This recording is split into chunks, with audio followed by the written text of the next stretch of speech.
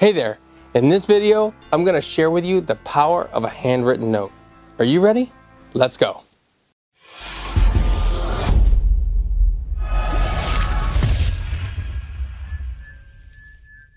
Hey there, my name is Matt Ward and I help service-based business professionals get more word-of-mouth referrals in their service-based business. If you're new here, well, welcome. I hope that you subscribe and click the bell so that you don't miss a single thing that I put up on the channel. Now this week, I wanted to talk about the power of a handwritten note. Look, too often we rely on email, and email doesn't always communicate how valuable we think other people are.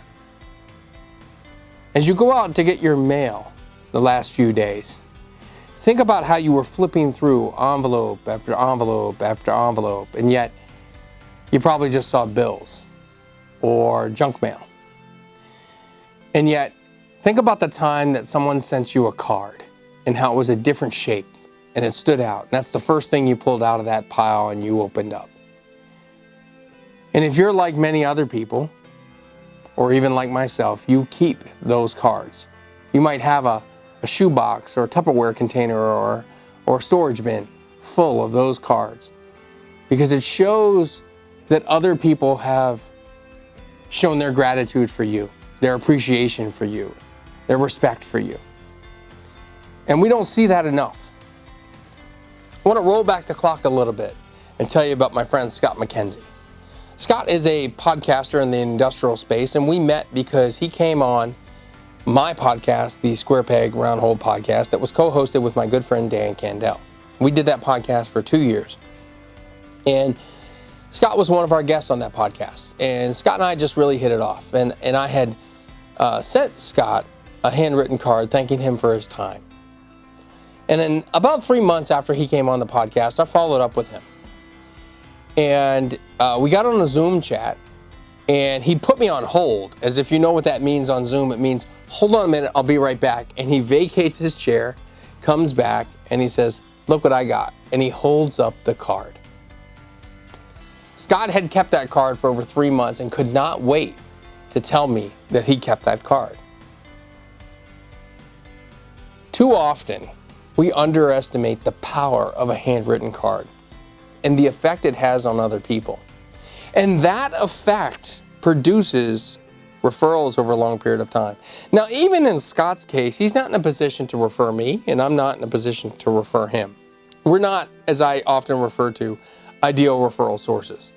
But we have become good friends. To the point where when I showed up in 2019 to speak in New Orleans, Scott drove in, he picked me up from the airport, and that's the first time I met him in person. We chatted all day. We had a great time. He took me around the city and showed me all the great places, and we went out to eat. Had a great time. These are relationships that are forged over time and take years to develop, but they start with a simple podcast interview and a follow-up on a handwritten card. Are you going from the inbox to the mailbox to make an impact on people in your life?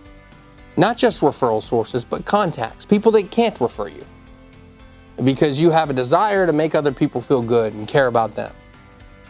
You see, if we mail cards to people just to get referrals, they'll see right through that. But if we mail cards to people to show our gratitude and our appreciation, then they will deeply respect that. They won't forget it. And they'll return the favor in due time. That is the power of a handwritten note. Again, I hope that you subscribe and click the bell so that you don't miss a single video that I put up on the channel, which happens to be every single week. And until next time, don't forget to live happy, smile a lot, and high five everyone around you.